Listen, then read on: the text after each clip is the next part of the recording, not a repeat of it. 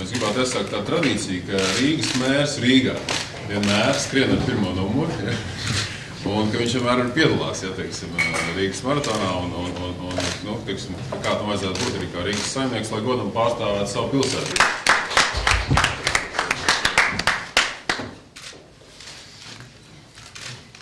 Nu, protams, tas ir svarīgi, ja cilvēks var atbraukt kā turists un arī ap to Vecrīgu uztaisīt vismaz to vienu mazu aplici, tur ir 5 km vai tā liela, kad 21 un tā tālāk, un galvenā 42 km.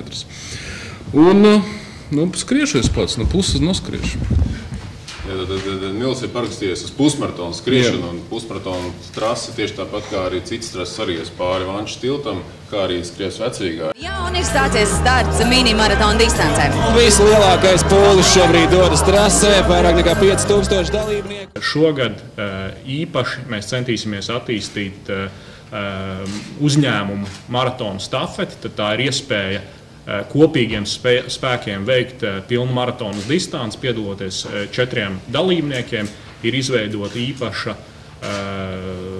klase, īpaša dalības kategorija, biznesa klase uzņēmumiem, tātad uzņēmumu stafetes komandā. –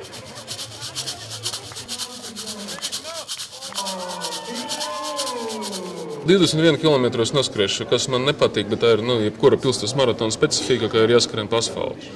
Tomēr man tas svars ir ap 100 kg, tas nozīmē, ka ceļi sapēs pamatīgi, ja es tam mēdzu skriet tikai pa pludmali vai pa mēžu. Tur, teiksim, tāds segums ir cits. Kā es tad, 17 km es biju vienreiz noskrējis, 16, 17. Tagad es tavu sitenu varu, mierīgi 10, 12 es noskriešu. Attiecīgi mēnesi vēl patrenēšos, 21, tas nav jautājums par to, vai es noskriešu visu to trasi, bet jautājums vienkārši, cik daudz laika tas prasīs.